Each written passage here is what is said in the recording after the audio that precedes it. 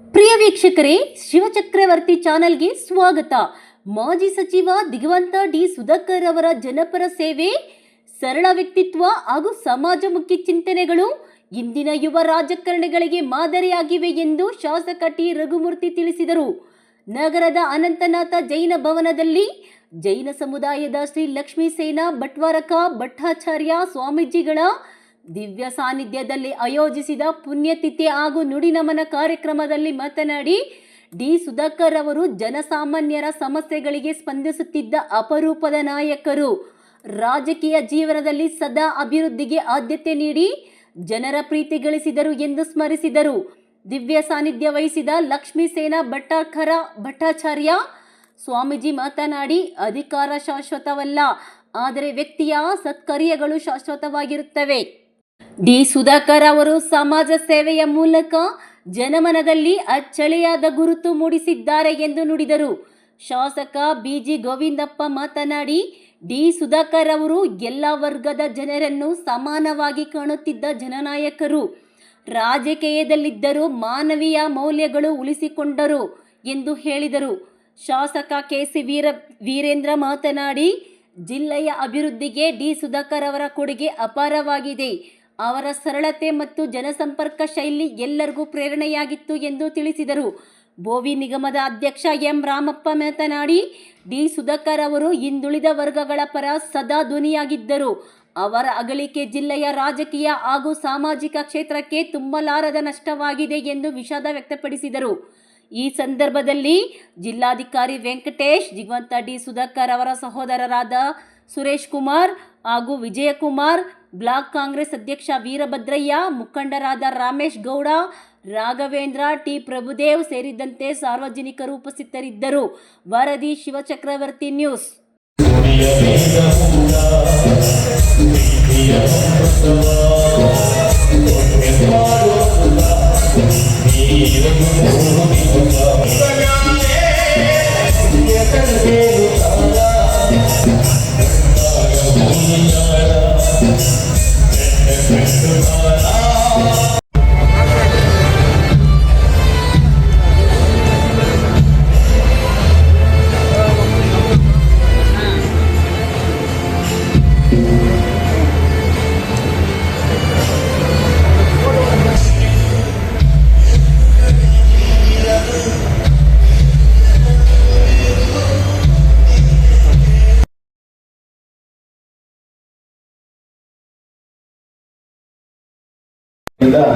ನಾವು 3 ಜನ ಶಾಸಕರು ಇಲ್ಲಿ ಸಭೆಯಿಂದ ನಿರ್ಗಮಿಸಬೇಕಾಗಿದೆ.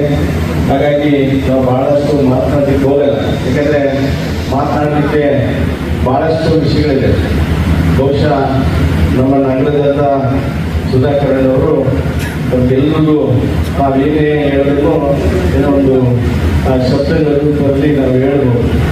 ಆದರೆ ಅವರು ಮಾಡಿದಂಥ ಕೆಲಸ, ಅವರ ರಾಜಕೀಯ ಸೇವೆ, ರಾಜಕೀಯದಲ್ಲಿ ಮಾಡಿದಂಥ ಸಮಾಜದ ಸೇವೆಯನ್ನು ನಾವೆಲ್ಲರೂ ಇರತಕ್ಕಂಥವೆಲ್ಲರಿಗೂ ಕೂಡ ಬಹಳಷ್ಟು ಗೊತ್ತಿರ್ತಕ್ಕಂಥ ವಿಷಯಗಳನ್ನೇ.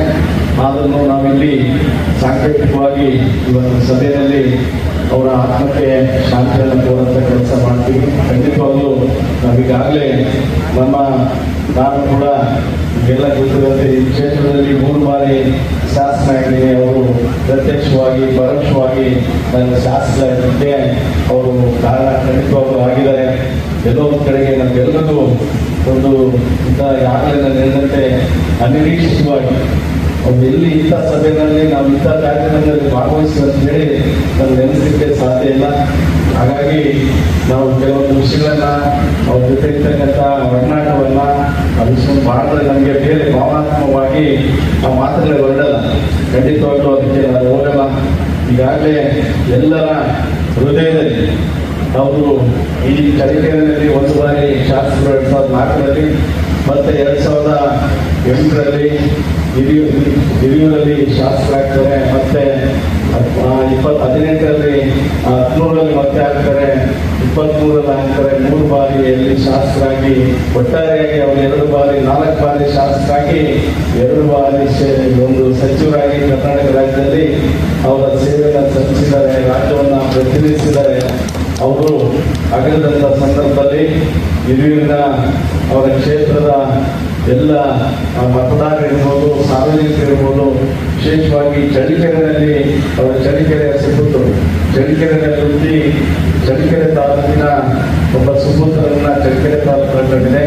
ಜೊತೆಗೆ ಚಿತ್ರದುರ್ಗ ಜಿಲ್ಲೆಯ ಉಸ್ತುವಾರಿ ಸಚಿವರಾಗಿದ್ದು ಅವರು ಪ್ರಸ್ತುತವಾಗಿ, ಜೊತೆಗೆ ಕರ್ನಾಟಕ ರಾಜ್ಯದ ಸಾಂಖ್ಯಿಕ ಮತ್ತು ಯೋಜನಾ ಸಚಿವರಾಗಿ ಎಲ್ಲರಿಗೂ ಕೂಡ ಚಿರಪರಿಚಿತರಾಗಿ 224 ಜನ ಶಾಸಕರನ್ನ ಕೂಡ ಅವರು ಉಳಿಸಂತ ಕೆಲಸ ಅವರು ಮಾಡಿದರು. ಇದಕ್ಕೆ ಸಂಬಂಧಿಸಿದಂತೆ ನಮ್ಮ ಮುಖ್ಯಮಂತ್ರಿಗಳು, ಉಪಮುಖ್ಯಮಂತ್ರಿಗಳು ಈಗಾಗಲೇ ಅವರ ಅಂತ್ಯಕ್ರಿಯೆಯಲ್ಲಿ ಭಾಗವಹಿಸಿದ್ರು. ಸ್ವಾಮಿಗಳು ಮಾತಾಡುವ ಸಂದರ್ಭದಲ್ಲಿ ನೆನೆಸ್ತಾ ಇದ್ರು. ಖಂಡಿತವಾಗ್ಲೂ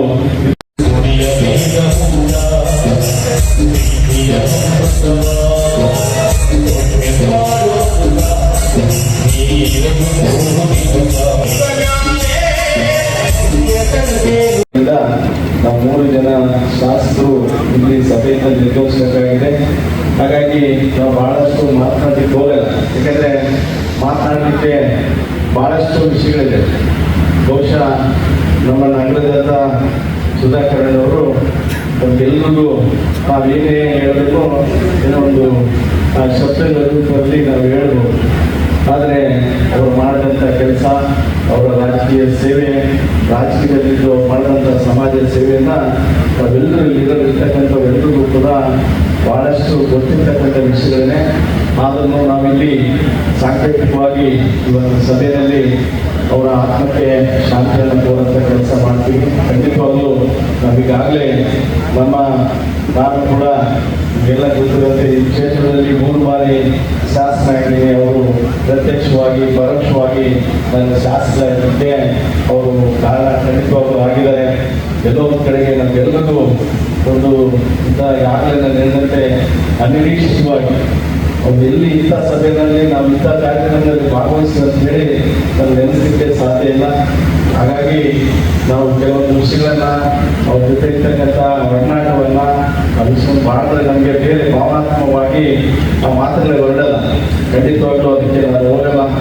ಈಗಾಗಲೇ ಎಲ್ಲರ ಹೃದಯದಲ್ಲಿ ಅವರು ಈ ಚಳ್ಳಕೆರೆಯಲ್ಲಿ 1 ಬಾರಿ ಶಾಸಕರು 2004ರಲ್ಲಿ ಮತ್ತು 2008ರಲ್ಲಿ ಹಿರಿಯೂರಲ್ಲಿ ಶಾಸಕರಾಗ್ತಾರೆ, ಮತ್ತೆ 2018ರಲ್ಲಿ 13ರಲ್ಲಿ ಮತ್ತೆ ಆಗ್ತಾರೆ, 23ರಲ್ಲಿ ಆಗ್ತಾರೆ. 3 ಬಾರಿಯಲ್ಲಿ ಶಾಸಕರಾಗಿ ಒಟ್ಟಾರೆಯಾಗಿ ಅವರು 2 ಬಾರಿ 4 ಬಾರಿ ಶಾಸಕರಾಗಿ 2 ಬಾರಿ ಒಂದು ಸಚಿವರಾಗಿ ಕರ್ನಾಟಕ ರಾಜ್ಯದಲ್ಲಿ ಅವರ ಸೇವೆಯನ್ನು ಸಲ್ಲಿಸಿದ್ದಾರೆ, ರಾಜ್ಯವನ್ನು ಪ್ರತಿನಿಧಿಸಿದ್ದಾರೆ.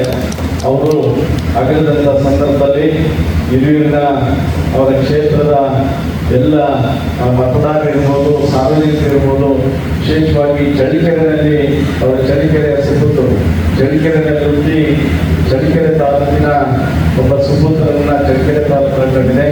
ಜೊತೆಗೆ ಚಿತ್ರದುರ್ಗ ಜಿಲ್ಲೆಯ ಉಸ್ತುವಾರಿ ಸಚಿವರಾಗಿದ್ದು ಅವರು ಪ್ರಸ್ತುತವಾಗಿ, ಜೊತೆಗೆ ಕರ್ನಾಟಕ ರಾಜ್ಯದ ಸಾಂಖ್ಯಿಕ ಮತ್ತು ಯೋಜನಾ ಸಚಿವರಾಗಿ ಎಲ್ಲರಿಗೂ ಕೂಡ ಚಿರಪರಿಚಿತರಾಗಿ 224 ಜನ ಶಾಸಕರನ್ನ ಕೂಡ ಅವರು ಉಳಿಸಂತ ಕೆಲಸ ಅವರು ಮಾಡಿದರು.